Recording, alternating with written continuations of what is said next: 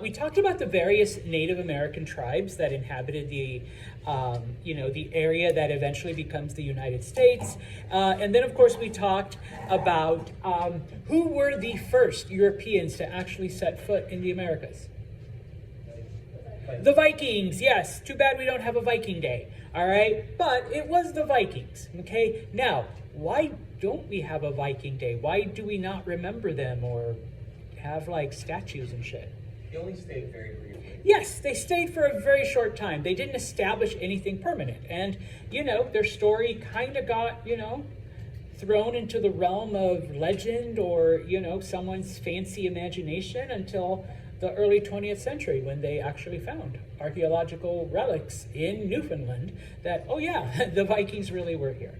Okay, now, fast forward about 200 years, Europeans go off on the Crusades, and while the Crusades don't accomplish, the purpose of retaking Palestine for Christianity, they do expose Europeans to things like cloves and nutmeg and spices and vanilla and pumpkin and, no, not pumpkin, but those things that make food yummy.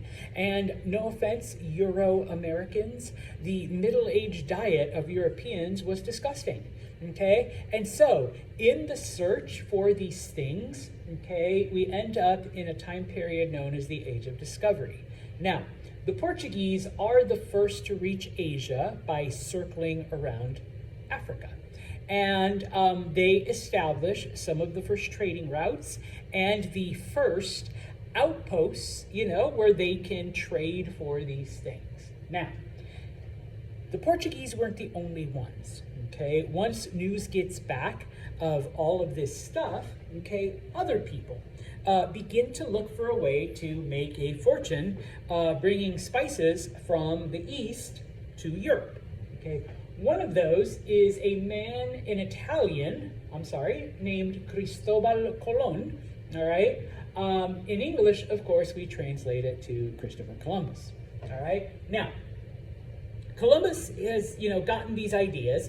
He has been a sailor all of his life, and so he's explored different parts of Europe and different parts of the known world at the time, okay? He is in Portugal when Bartolomeu Diaz, okay, came back, all right, after reaching the Cape of Good Hope, all right? And so it is obvious that the Portuguese are gonna find a way to get to Asia. Columbus thinks there has to be a better way because, he made it to the southernmost tip of Africa, but he talked about how the ocean was rough and, they had to establish outposts and they had to trade with natives for food and water and basic supplies. And, some of them got sick and, thank goodness there were no sea monsters, but, it's still pretty dangerous out there. Now, remember that most educated people of the time knew that the earth was round. Okay, the whole thing that, oh no, it was only Columbus and he had to fight prejudice and ignorance. No, people who were educated understood and they knew the earth is round. Okay, so Columbus knew. All right, his theory was, okay, the earth is round, so that means that if you keep going that way, at some point I'm going to end up back here if I go that way long enough. All right. And most people agree with him, okay? The problem is that Columbus's math was wrong, okay? He thought that the Earth was smaller than it actually was, okay? And so to Columbus, he's like, yeah, we could just go that way, and we only need X amount of supplies, and we'll make it to Asia. And once we get to Asia, we get our stuff, and then we just come on back, all right? Pretty simple, all right? That was his idea. But like I said, his math was off, okay? The Earth is actually bigger than what Columbus calculated. And also, well, nobody knew this. What was in the way between Europe and Asia if you just went on the ocean? The Americas. Yeah, the Americas. No, we don't know that yet. But, Columbus's theory was, okay, it's that. All right? So in 1484, Okay, he goes to the Portuguese king, and he's basically like, okay, king, like, I know you got this other dude going around Africa, and they've established outposts, and they're doing all of this stuff, but there's an easier way. You just go that way instead of that way. All right, and we will get there. Okay, and so the Portuguese are like, okay, we'll take it under advisement.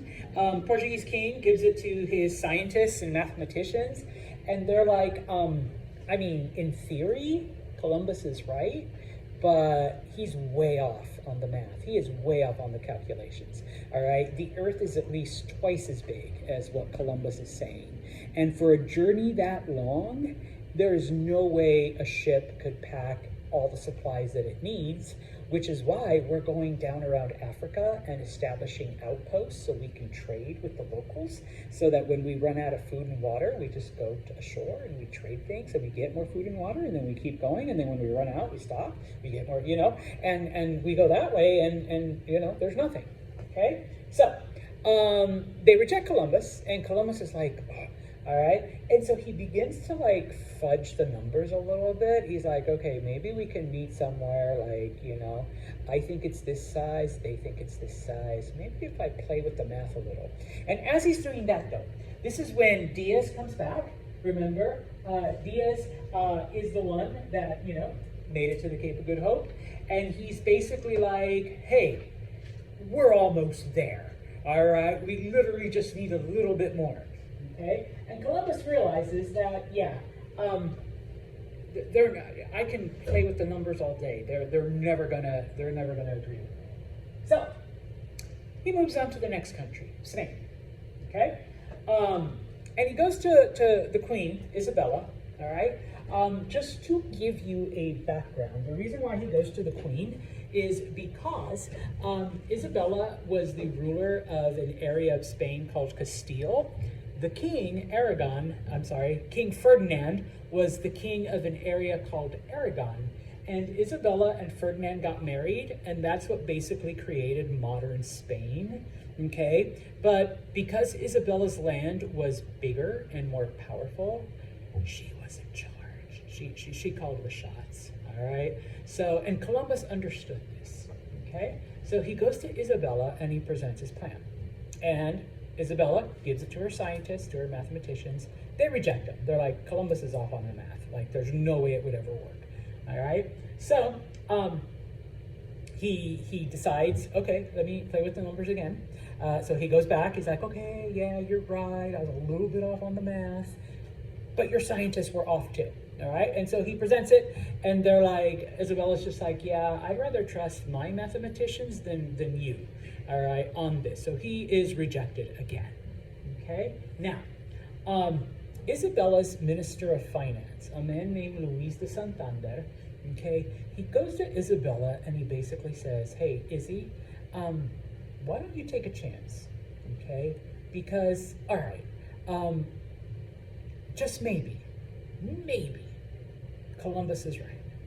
Okay, if you do this, we will have like a direct route to Asia, and we'll be able to get all of the Portuguese are doing it, but like they're like stop and go, stop and go, stop and go, stop and go. Like we can have a direct line. Okay, number one. Number two, okay, Spain had been at war with various Muslim countries for 700 years. Okay, they had just won a 700-year war. A society that has been at war for that long, it's not easy to just suddenly say, okay, we're peace now, throw away, all our war weapons and stuff. And so Luis is like, we go to Asia, that's more land to conquer. Okay, we just finished conquering all this land. Why stop here? Let's start conquering the world. Let's think bigger. Okay, and then finally, Queen Isabella was known as Isabella la Católica, all right? Isabel the Catholic. She was cousins with the Pope, all right? Her cousin was the Pope at the time. She was a devout Catholic, and correct me if I'm wrong, if any of you are Catholic. I stopped forever ago. The belief was that if you bring more and more souls to the Catholic Church, it would guarantee you a place in heaven. And so Luis says, Isabella, you send an expedition there and Columbus makes it. Think of all of the people you can convert. You can send priests with him and they can convert all these people to Catholicism. And because you're the one that financed it, guess who goes straight to heaven? No purgatory, no hell, no torture, no fire, no little devils. All right, you go right up to heaven. Who knows? You'll even be a saint probably. Okay, and Isabella's like, I like that. All right, that will do it for me. Okay, and Luis is basically like, you know what, Izzy? Just give them 3 ships. Just 3 little ships. You don't got to give them like a whole lot, because if Columbus is wrong, what's the only thing we're missing? Just 3 little ships and, about 100 men. That's nothing, all right? And, we're okay, okay? So, they take a chance, all right? Columbus leaves Spain in August of 1492, okay? I'm not going to spend too much time on this because by October, all right, he reaches what is today the Bahamas, somewhere in the Bahamas. We don't know exactly which island. Unfortunately, nobody left a note behind, okay? But, by the time he gets there, his men are starving, their supplies are gone, the whole thing. But according to Columbus's math, he's in Asia, all right? He wasn't, okay? And so when he gets there, he is convinced that he is somewhere near Japan. This is one of those islands. I bet Japan's just over there. The people look weird. The people are dark. They're speaking another language, okay? Because he thinks he's somewhere near India or the Indies, what misnomer does he give the people? The term Indians. Indians, yeah, and that lasted up until maybe 20 years ago. All right, finally, we corrected all of that. Okay, each time he asks people, where's the gold? Where's the treasure? Where's the spices? And the natives tell him, oh, yeah, you got to go that way. And so he eventually, ends up in Cuba, in the island of Hispaniola, which is the Dominican Republic today, Puerto Rico. And each time he wants gold, he wants treasure, and they just tell him, oh, yeah, just keep going that way. Just keep going that way. It's over there, all right? Columbus makes 3, and once again, we're not going to spend too much time on his voyages. He actually makes 3 different voyages to the Americas. Each time, Columbus is convinced that he's somewhere in Asia and that China and India are just a little bit that way if he can go a little further, okay? If he can just make it just a little bit more over there, okay? He dies believing that he made it to Asia, okay? Now, I don't know if I put it on the next slide. Oh, okay. Those are his voyages, okay? In addition to some other, because he's not the only one. Once Columbus comes back, other explorers begin to go out there and do their thing, all right? Now, does anyone know why we call it America and not Columbia? That's okay. That's why I'm here. That's why I make the big bucks. All right. Where are you? Right here. There is another Italian sailor named Amerigo Vespucci. That's his last name, but his first name is Amerigo. He is the first one to, after exploring, going, I know me and Columbus are both Italians, and, we're paisan, but, Chris, I don't think this is Asia, all right? All of the things, I know you're convinced, but it is not, all right? Pretty sure this is a new world, okay? There is a German map maker who gets a hold of this essay or this letter that Amerigo writes, and so he actually gives credit to Amerigo Vespucci for being the one to discover the new world. And so he names it America, after Amerigo, okay? And so sometimes people ask, well, if Columbus discovered, why isn't it Colombia? Well, because he was convinced he was in Asia.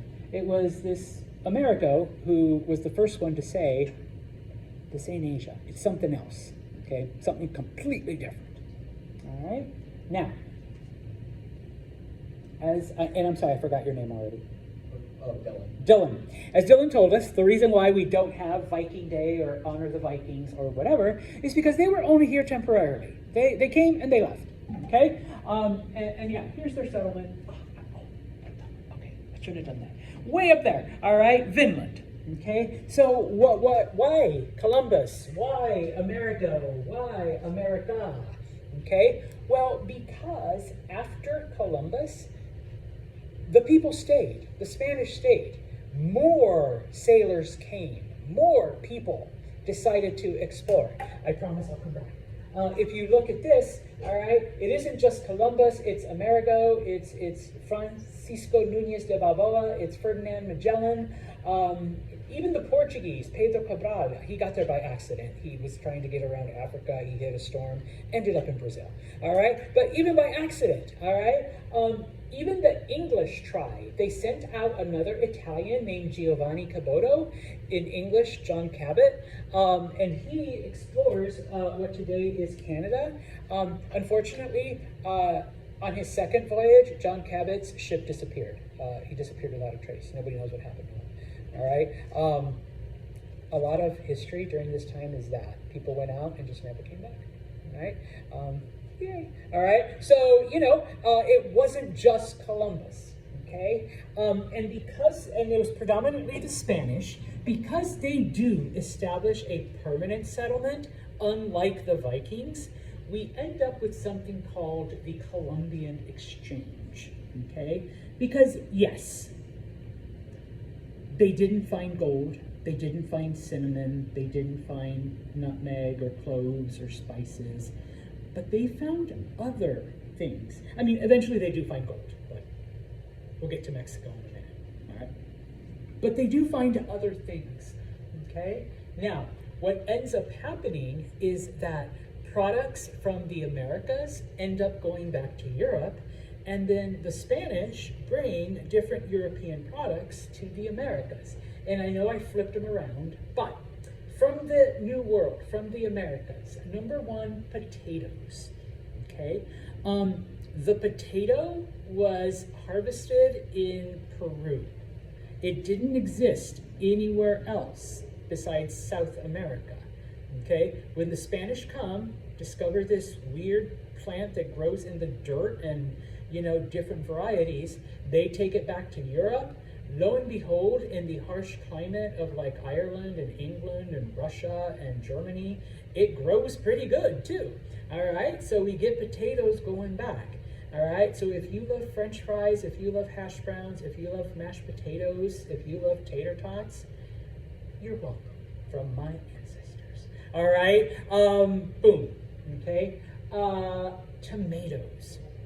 Tomatoes are, they come from like Mexico and South America, okay?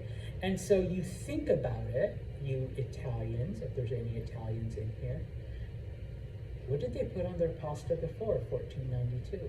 Tomatoes did not exist in Europe. Fish fluids? Yeah, they had other crowd, fish stuff, fish oil. It was just plain, whatever. And so now you're thinking, so my nonas, marineras, yeah, would not have existed if Columbus and other Spanish people hadn't come to the Americas and then taken the tomatoes back to Europe. Okay, peanuts are also an American, New World thing. All right, so if you like peanuts, what is cacao? Chocolate, yes. The Aztecs used it as money. They called it the food of the gods. If you like chocolate, once again, my people say you're welcome. All right, because it came exclusively from Mexico. It did not exist in Europe, okay? Tobacco, also from the Americas, all right? We already know what you do with tobacco. And no offense, Euro-American people, Europeans. I can't imagine going to Europe and everybody there like smoking cigarettes no matter where you go, okay? But yeah, it came from the Americas, okay? We already said this, but what is maize? Corn, okay? Corn is taken back to Europe. It's taken to Asia. It's taken to like all kinds of places. So yeah, all right. Manioc is a root plant. Even though it grows in the Americas, it gets taken to Africa of all places. And in many parts of Africa, like manioc is an important part, an important staple of many like tribes' diet. Okay? Now, from the old world, from Europe and Asia and Africa, number one, wheat. Okay? Wheat is first grown in what is today Iraq. All right? And from there it spread to different parts. There was no wheat in the Americas before the Spanish came. Okay? So, you know, I love my bread, love my toast. Okay? So I thank you, Euro-Americans, for bringing bread to my people. Okay? Oh my God, grapes. What do we get from grapes besides just grapes? Wine, yeah. So you got wine, yeah. There was no wine in the Americas. There were no grapes. Okay, nowadays, honestly, I mean, California wines, just own personal bias. Some of the best wines in the world are from Argentina, you know, stuff like that. So you get wine. There were no horses in the Americas. Okay, the Spanish brought horses with them. Okay, what ends up happening is some of those horses either escape or they're stolen by like native tribes, and then eventually they just go wild. Fast forward about 300 years, next thing you know, you got wild horses running all over the American plains. All right, and so people think, no, like the natives, they rode horses and, you know, did their, yeah, they walked before the Spanish were there. Okay, it's the Spanish that brought horses and, you know, they just populated everything. There were no cows in the Americas. I don't know how my people ate tacos without, you know, carne asada, without the beef. But there were no cows. All right, so cattle, the same thing with sheep, goats, pigs. Okay, I love my carnitas, but none of that existed before the Europeans came. Yeah? I would argue there was something pretty close to a cow. Bison were there. Yes, the bison, but it's a little different. Yeah. Okay, yeah, it doesn't cook the same. I like my carne asada. If you've never had carne asada, then we're going out. I'm buying you carne asada tacos. But yeah, all right, it's good stuff. Oh, and probably the most important one, sugarcane. What do we get from sugarcane? Sugar. Now, sugarcane originated in India. From India, it went to Africa, and from Africa, it was brought to the Americas. Even though sugarcane grew pretty good in Asia and it grew pretty good in Africa, for some reason, it grew amazingly in the Americas. Okay, bigger and more abundant and sweeter and like the whole bit. Okay, and so we know that sugar's addictive. FYI, it's addictive. It stimulates the same pleasure center in your brain as cocaine, just on a slightly lower level. So if you're addicted to sugar, you're getting that little kick. Yeah. All right. I know people who are like, yeah, I'm gonna quit sugar, and they literally go through withdrawals. Okay, when it comes to like avoiding sugar. Okay. But what does sugar do besides hook you?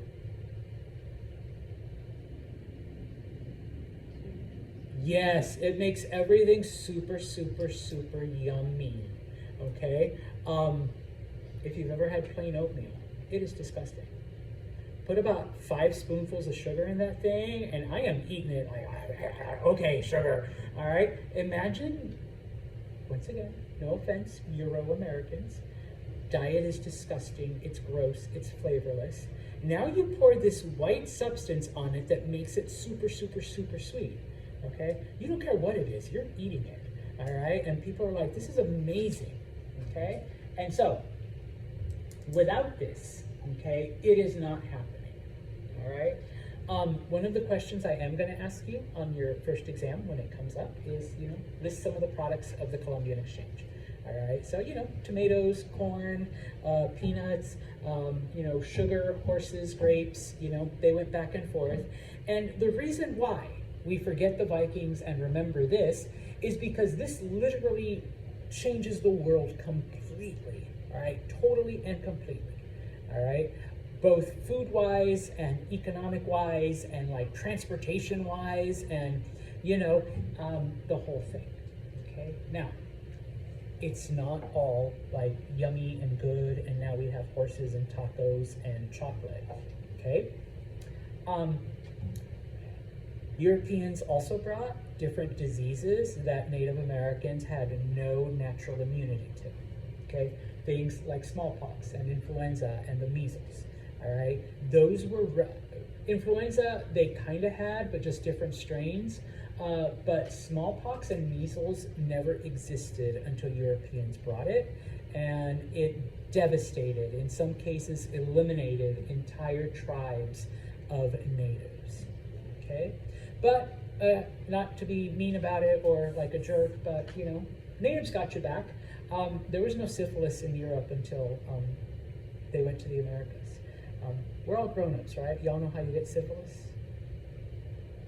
Sex, okay? So you're like, oh shit, Santos, no. So the sailors, the explorers that came to the Americas by having sex with native women, took the syphilis back to Europe. And then from there, it just spread, okay? So, not like I said, not always a good thing, the exchanges that went on between the two areas, okay? Now, we do got to talk about Spain a little because they were, in fact, the first, all right, of the Europeans. Like I said, once they realize they're not in Asia, once America and everybody else starts spreading the news, this isn't Asia, completely different new world, okay? The Spanish come for treasure because despite the fact that Columbus never found any, they do hear the stories and they do hear the legends that there is treasure if you go far enough that way, okay? And so, there are two areas. Oh, and of course, the Spanish still want to convert people to Catholicism because if I convert a lot of people and they all become Catholic, I am saved in heaven, okay? That's my free ticket to go past purgatory and the whole thing, okay? They might even call me Saint Santos, all right? By converting all these people to Catholicism, all right? So, what we see, okay, number one, did I forget the Aztecs? No, I didn't. I just put them in reverse order. The Aztecs happened first, okay? Why did I do that? Oh, anyways. A man named Francisco Pizarro is responsible for conquering the Inca Empire, which is in South America, okay? He basically takes all of the gold and silver. He's able to conquer them because the Inca Empire was like in a period of political instability, and so Pizarro was able to take advantage of that. He basically kidnapped the emperor and said, I need a room full of gold and silver and I'll give them back to you. And so the Inca gave him a room full of gold and silver, and then he killed him in front of them. Yeah, and then of course he then went on a rampage and conquered everything, okay? Now, we see, all right, it's basic economics. We see all kinds of gold and silver now going to Europe. What happens when there is a lot of money in circulation? What happens to the prices of things? It goes up, all right? Because Maya, our coffee vendor, sees, all of you guys with all kinds of money, and you're going like, this latte is only $2? Yeah, give me 3, okay? And Maya realizes, hey, maybe I can raise the price to 5. And we're still buying the lattes. And so then Maya says, let's go to $8, and we're still buying it because we have a lot of money. We have money to spend, okay? Now, not everybody has money, all right? So what does this do to the working classes, though? We begin to see the birth of capitalism, okay? The person who has money is able to buy all kinds of stuff. The person who doesn't is without, and so now I gotta work harder, I gotta work 2 jobs, 3 jobs, just to afford the $10 Maya latte, all right, type of thing. So this is the beginning, not, no, we still have a ways to go. We're full capitalistic, like us right now. But this is the beginnings, all right, all of this gold, all right. The other things that the Spanish do is they divide up the land to all of the conquerors, and it is known as an encomienda. I'm not going to teach you a lot of Spanish, but you do need this word, encomienda. It literally means gift, okay?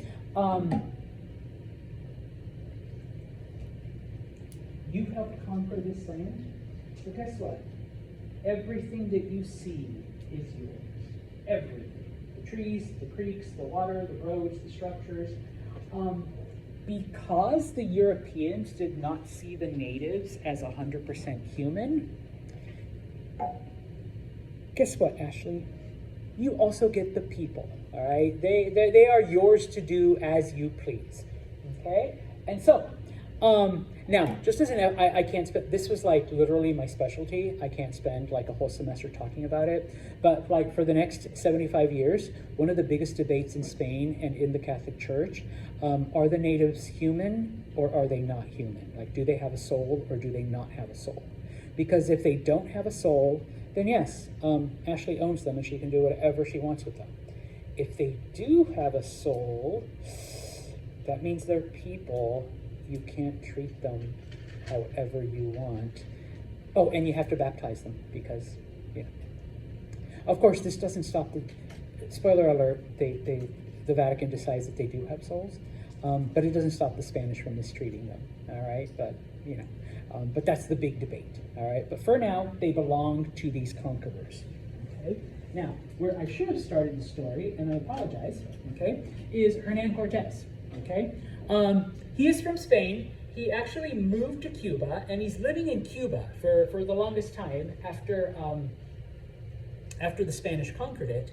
But he really has no like advancement opportunities because, you know, they've already conquered all of Cuba and all of the good land has been claimed by some of, you know, Ashley here and the early explorers. So Cortez hears stories that if you just go that way, there is an empire full of gold and silver and endless treasure and all kinds of cool stuff, all right? So basically what he does is he's able to get some ships and people to follow him, and he goes to Mexico. He lands near the city of Veracruz, okay?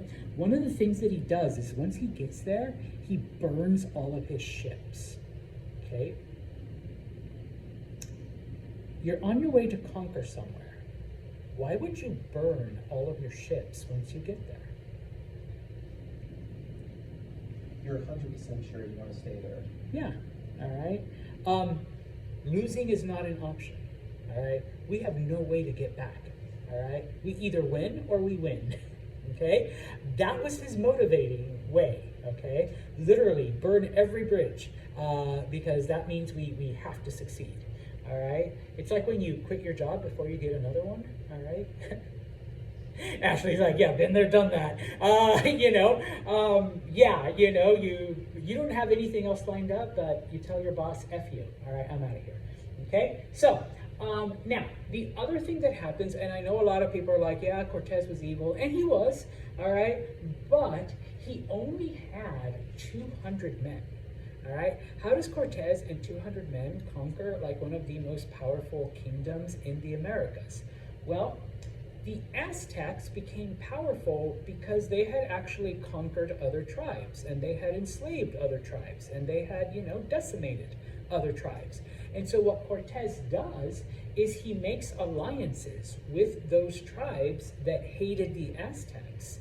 And so by doing that, he is able to bring more and grow his army much bigger, okay? Now, one of the things that helps him out as well is that one of those tribes gives him a servant, gives him a woman, like as a slave, all right? She is known in Spanish as Doña Marina. In Mexican history, she is reviled. They call her La Malinche, literally the traitor, okay? Because she translated for Cortez. Like, you know, she was like the silent person there and like telling him, you know, all of the stuff that was going on and stuff like that, All right. Although, you know, looking back, it's like, okay, she was literally a slave. She was given from one tribe to another to Cortez. I guess she could have told him lies, but then she would have been executed or whatever. So yeah, in Mexican history, she's literally called the traitor. But she helps him out. Okay. Now, the Aztec emperor is a man named Moctezuma. All right, and he gets these stories of pale men with hairy faces riding giant deer, holding thundersticks, coming towards him. Remember, the Aztecs have never seen horses. Giant deer seems like an appropriate comparison. There are deer in Mexico, so it's a giant deer. Most Native Americans can't grow facial hair. Spanish or European, they've got hairy faces. Somehow they have hair on their face. Don't know how that happened. Okay? What are thundersticks? Guns. Okay? And so they're like, or fire sticks, sorry. And so they're basically like, okay, like, what the fuck? All right? We gotta see this. Now, there was also a legend amongst the Aztecs of the god Quetzalcoatl. Quetzalcoatl is the feathered serpent god. I actually have a t-shirt. I wore Amigos today, but I'll wear my Quetzalcoatl shirt. All right? He's the serpent god. The legend was that thousands of years ago, he was defeated by like the other gods and their soldiers. And so he was banished from Aztec land. And so basically what happened is that he promised to return to get revenge on the people. It just so happened that Cortez arrived when supposedly Quetzalcoatl was supposed to return. All right? Total coincidence. Okay?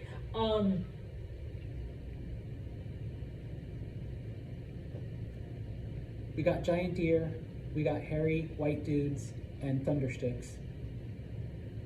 Could this be Quetzalcoatl? All right. Now, the Aztecs weren't 100% convinced, but at the same time, it's like, but what if it is? Like, oh, God. Okay, all right, let's see what's going on. Okay, so, all right, what happens is Cortez marches in from the ocean, he makes allies, and as he's marching in, the emperor is hearing all kinds of stories about him. Okay? He enters unopposed because, okay, the emperor's like, all right, you know, let's see what's happening, okay? Once Cortez enters the city, he demands gold and silver from Moctezuma, all right? They take the emperor hostage, okay? The Aztecs refuse to pay the ransom. All right, and so we begin to see fighting break out in the city. All right, it's not just the Spanish. All right, remember they do have other tribes as their allies. Number one. Number two, they do have guns. They have cannon. All right, which the Aztecs have no defense against. All right, but probably the deciding factor here is smallpox, okay? Some of Cortez's men had the disease, they bring it into the city, and it begins to infect the population. And so, one, you're trying to fight a war while your population is dying of this mysterious illness, okay? And of course, once Cortez discovers this, he takes the dead, infected bodies with smallpox, and he's able to catapult them into cities where, like you know, the Aztecs are like, okay, we're blocking everything off. We're just gonna stay in here and hope that they go away. Cortez is like, fuck it. They throw, you know, infected bodies into the city, and boom. All right. Some of the first cases of biological warfare. All right. You just throw smallpox into a bunch of people. All right. Eventually, the Aztec Empire falls. Tenochtitlan is the capital city, which is modern-day Mexico City. That's where Mexico City was built on August 13th, 1521. All right. So, This is just a map showing Tenochtitlan. Once again, this was my specialty. The Aztecs built their capital city in the middle of a lake, all right, on an island, all right? So, you know, in order to get into the city, you know, the Spanish had to be welcomed. When the Aztecs realized, you know, that the Spanish had bad intentions, they closed the access ways, they closed the causeways. Okay, fine, we'll just catapult bodies into your city and, you know, see how long you survive. And then, of course, they built boats and were able to cross the lake and take the rest of the city. Okay? Some drawings of the era will show, you know, battles between the Aztecs and the Spanish having cannon and guns, whereas the Aztecs don't.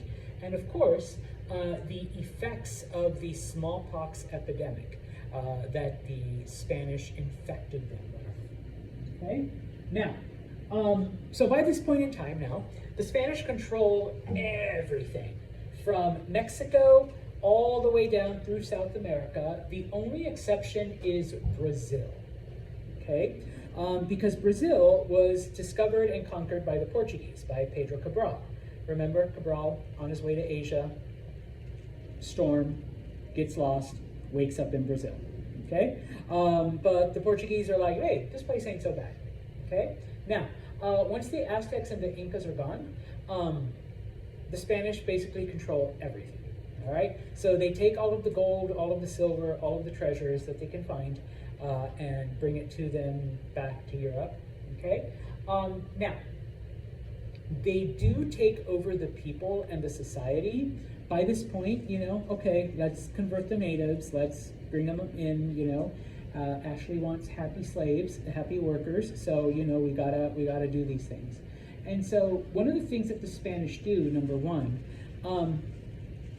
Moctezuma is dead. Atahualpa is dead. Your new king is now, at the time it was Felipe. That's who you follow now. Okay, no more Moctezuma. Now it's Felipe. Okay, the Aztecs understood this. Okay, because they'd always followed a king. So did the Inca. All right. So to them, it's like, okay, fine, well, king. All right. The other thing that they do is, okay, now we have to convert you to Christianity. We have to convert you to Catholicism, okay? It was a little hard at first, but what ends up happening, okay, is number one, okay, Aztecs, you have the spirit gods, you have the tree gods, you have Quetzalcoatl, you have all of these other things. You can still keep them, but you just gotta call them Saint Peter and Saint Anthony and Saint Sebastian and Saint Mark, all right? But you can still do all the other shit you were doing. You can still use the same image.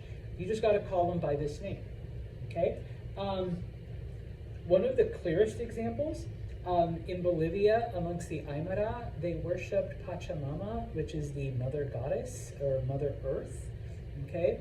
After the Spanish took over, they're like, you can still call her Pachamama, but now she looks like this.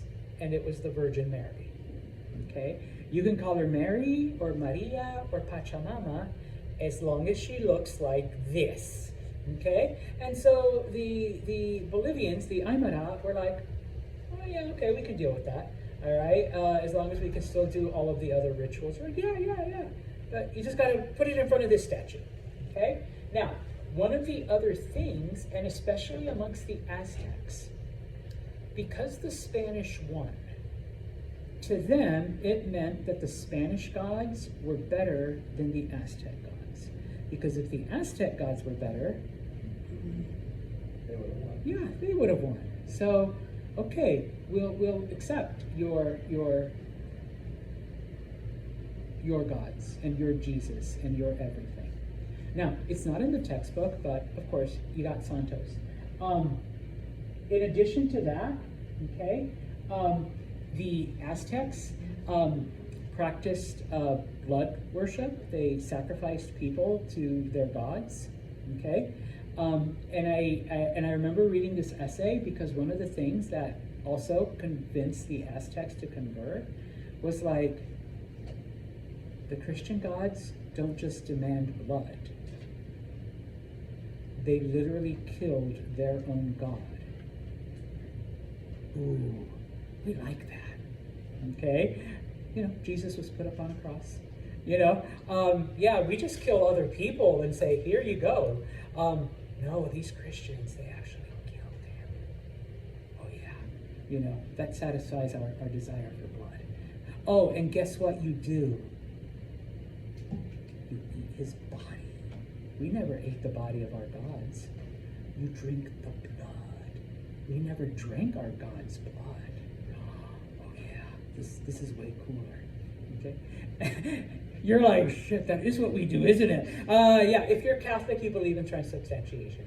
All right, that it's literally the flesh and blood of God. All right. Those of you that are not, you're like, what the fuck? Yeah, stick with your own religion. Yeah, Catholics are weird.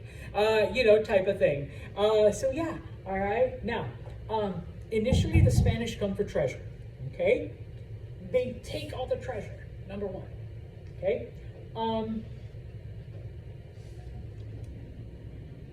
Remember, the natives are part of these encomiendas, all right? So Europeans, you can do whatever you want with the natives. And so most of the people use them as slave labor, okay? But three things. Number one, they're catching all of these European diseases that they have no defense for, so they're dying, okay? Number two, before the Vatican decides that they have souls, okay, the Europeans, the Spanish, are working them to death. Okay? I don't give a fuck. You don't have a soul. You're not a person. All right? Get back out there and work some more. Okay? And of course, once the Vatican says, okay, they do have souls, they're not that much nicer. Okay? It's still pretty labor intense, but you know, it's a little bit better. Okay? Now, because they do decide, you know, okay, you do have souls, in come Catholic missionaries and priests and say, stop mistreating your natives, all right? You need to make sure they're baptized and, you know, they become good Catholics, okay? Okay, so, you know, all right, I can't mistreat them. I mean, I'm still going to be a jerk to them, but, you know, can't do all of this stuff, all right? And this is where African slavery comes in, because while the natives were ruled to have a soul, Africans didn't. Okay? Now, we're talking about 1600s. Okay? And so, because as the landowners, you can no longer use the natives, you know, the way you used to, they begin to bring in African slaves. Okay? Then, we can abuse and do whatever, because according to the Catholic Church, they don't have souls. Okay? And, whether, I guess, for good or for bad, many of the Africans that were brought in did have immunity to the diseases that Europeans had, okay? Probably because they've been already exposed to a lot of them. So, they're not dying off as quickly as the natives were, and if they do die off, you know, from overwork, from working them to death, guess what? By this point in time, we got this huge slave trade. All kinds of ships going to Africa, kidnapping people and bringing them over here. Okay? Now, we can blame the Portuguese for that, but the Spanish are also the bad guys there. All right? Now, one of the things that brings about a huge explosion in slavery, all right? Sugar. Okay? In the areas where there was no treasure, in the areas where they used up all of the land, okay? Places like Cuba, the Dominican Republic, or Hispaniola, Puerto Rico, some of those other islands that are there. There was never a whole lot of treasure, but the little bit of treasure there was, they've taken it all. The native tribes have been wiped out because of disease. And so now we have like a landowner who's like, okay, so what do I do with this empty land? There's no treasure, there's no more natives, like, you know, I guess I can just relax here and get tan. People start planting sugar. And for some reason, like I said before, the sugar grows way better on these islands than it ever did in Asia, than it ever did in Africa. Okay? But Sugar is very, very, very labor intensive. It requires a lot of work. It requires a very hot and humid environment, right? That's why you don't see sugar growing in upstate New York, right? It doesn't even grow in Florida, believe it or not, because it's not hot and humid enough for long enough for sugar to grow, okay? But Cuba, Dominican Republic, Puerto Rico, all of the islands of Caribbean, Jamaica, Haiti, it's hot and it's humid constantly, and it's enough. But who wants to work in hot and humid climates? I know I do, okay?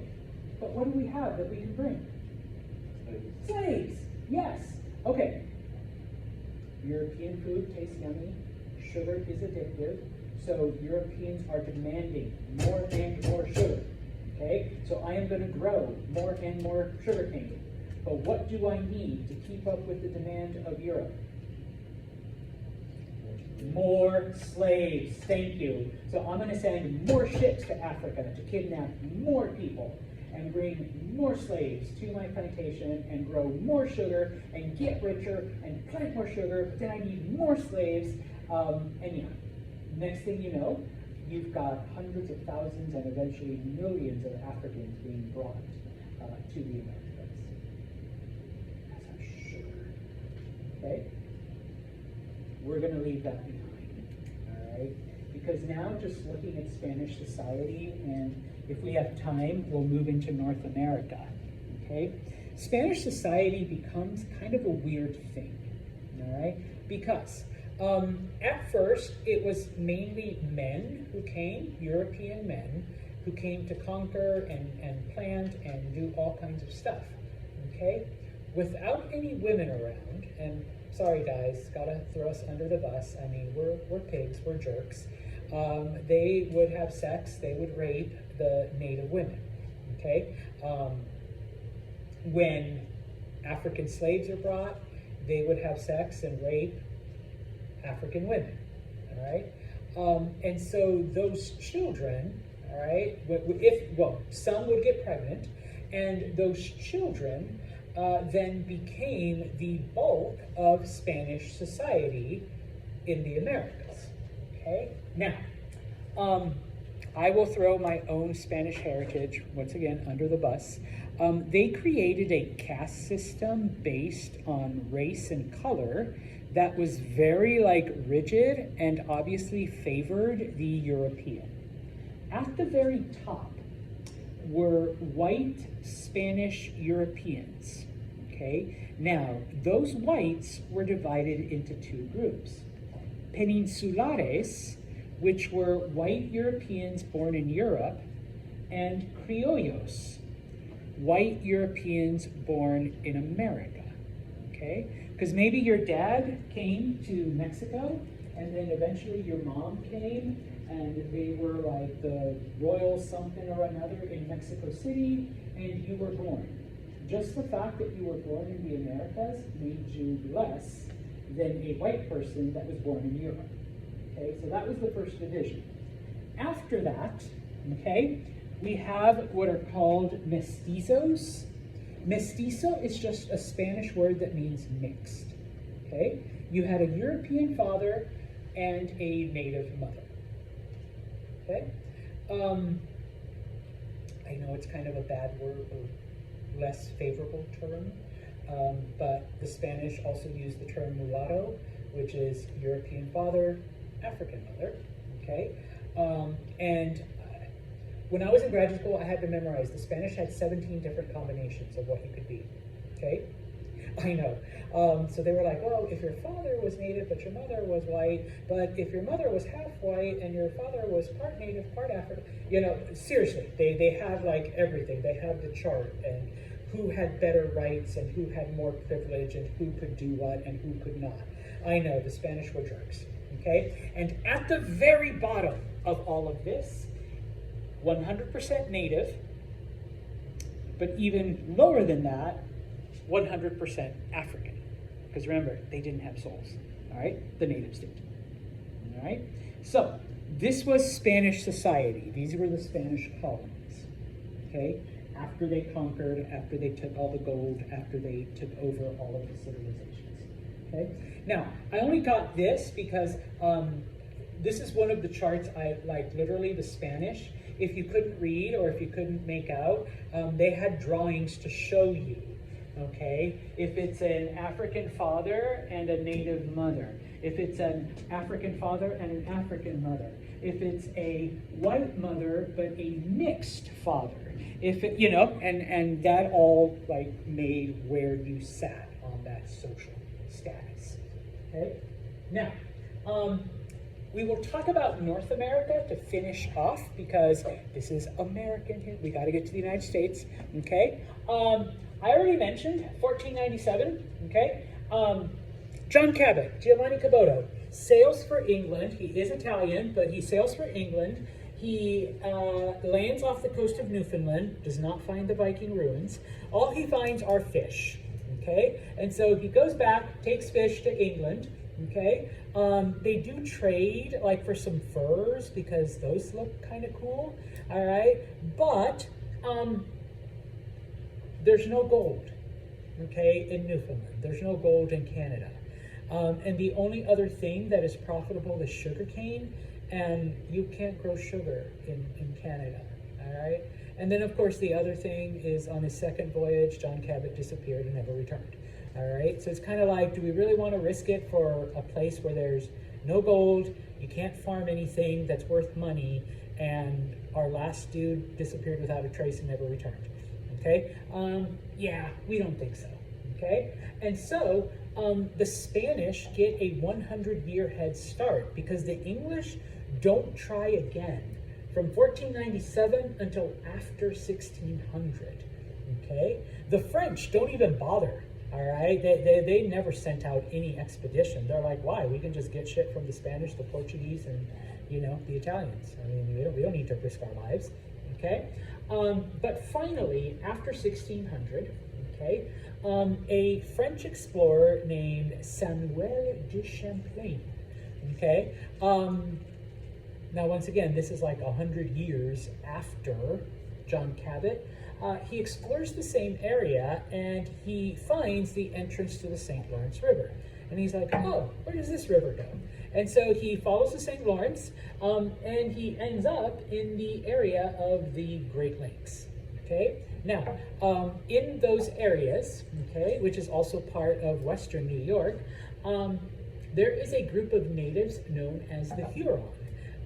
The French are able to form an alliance with them. They realize, okay, no gold, can't grow shit, but there's these natives and they're willing to trade with us. They're willing to trade all of these furs with us for things. Now, people weren't really all that like, okay, whatever.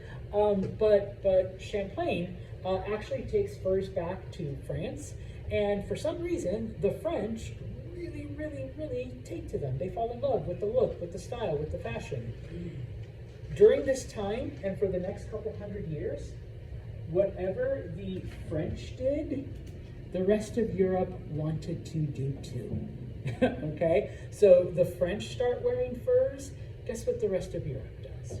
They start wearing furs. And so the French basically established trading outposts. No like permanent settlements other than, we're going to leave you here, Maya, get furs from the natives, we'll come back in 6 months, give us all the furs, we'll give you more supplies, keep trading with the natives. All right, and the Huron were like, we're getting all this weird shit that we've never seen before. This is kind of cool. All right, so it kind of works out. All right, now, we're still dealing with the Spanish a little bit now. The first permanent settlement in what becomes the United States, St. Augustine, Florida. Okay, it was the Spanish. All right, in 1545. Some people are like, Boston or Plymouth. No. It was the Spanish. It was in Florida. All right. Now, the Spanish do explore what today is the Southwest, like everything from Texas all the way to California, looking for gold. They don't find it. Okay, there's no gold. It's all desert. Okay. FYI, they were searching for a city called El Dorado, the Golden City. If you've ever been to the Southwest when the sun is setting, it reflects off of the mountains and it does look kind of golden. All right, so they're like, there it is, keep going. And it's like, oh shit, these are rocks. It's like, whoa, there it is, and more rocks. Okay, so yeah, all right. But of course, they do have priests and missionaries with them. So what begins to happen is like, all right, we didn't find any gold, we didn't find any treasure, but all of the missionaries are like, okay, well then, let's start baptizing people. And so they create different missions. The first one is in 1716, and yes, you've all heard of the Alamo. It started off as a Catholic mission. All right, where Spanish missionaries would baptize and convert people, okay?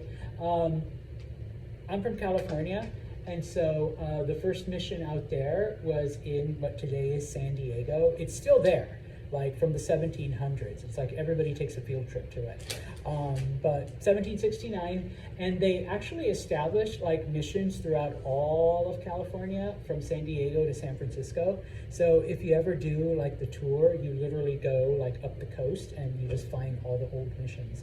Most of them are like gone, but the big ones are still preserved. And yeah, okay. So in what is today the United States, okay, the Spanish also had a hand in doing it, okay? I'm going to stop right here, okay? We'll talk about the French and the Dutch on Tuesday, all right? Any questions or comments? Then,